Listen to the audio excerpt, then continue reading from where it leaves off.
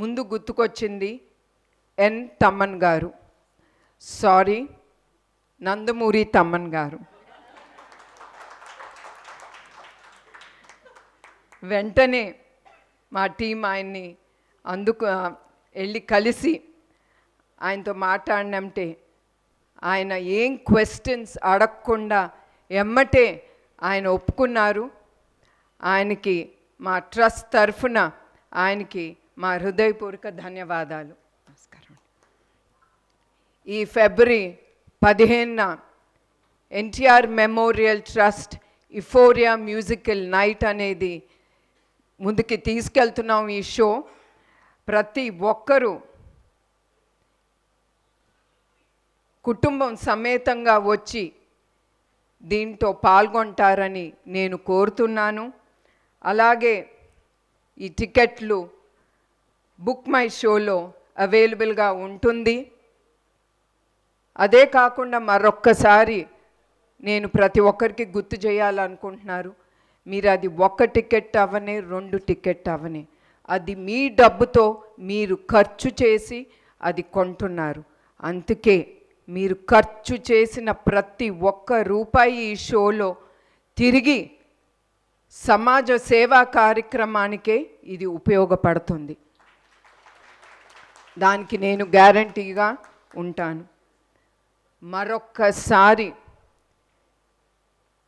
ప్రతి ఒక్కరికి ధన్యవాదాలు, నమస్కారాలు.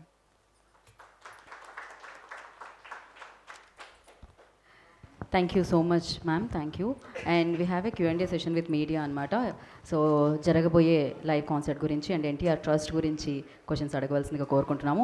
అండ్ ఇలాగే ఒక అద్భుతమైన కార్యక్రమాన్ని చేపట్టారు, అది ఘన విజయం చేయవలసిందిగా కోరుకుంటున్నాం. ఇందాకే చెప్పారు, ఎంతోమంది తలసేమియా అన్న ఈ ఏదైతే ప్రాబ్లం ఉందో దాంతో బాధపడుతూ ఉన్నారు. ఎస్పెషల్లీ ఇందాక పైకి వెళ్ళి ఎన్టీఆర్ భవన్లో చూసినప్పుడు కొంతమంది పిల్లలకి బ్లడ్ ఎక్కించడం జరుగుతుంది అక్కడ.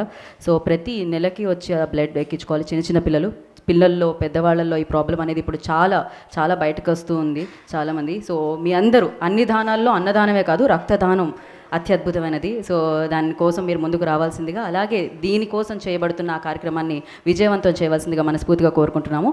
అండ్ ఆలస్యం చేయకుండా ఇప్పుడు మనం Q&Aలోకి వెళ్ళిపోదాము. So the house is open for Q&A session.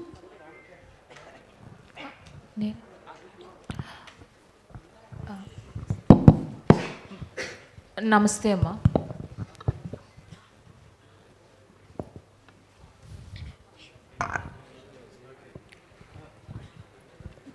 Madam,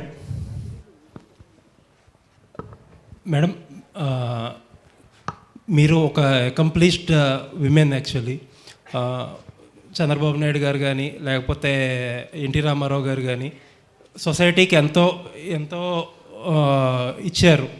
ఇప్పుడు వాళ్ళ ఫుడ్ స్టెప్స్లో కూడా మీరు కూడా చాలా సక్సెస్ఫుల్గా లీడ్ చేస్తున్నారు.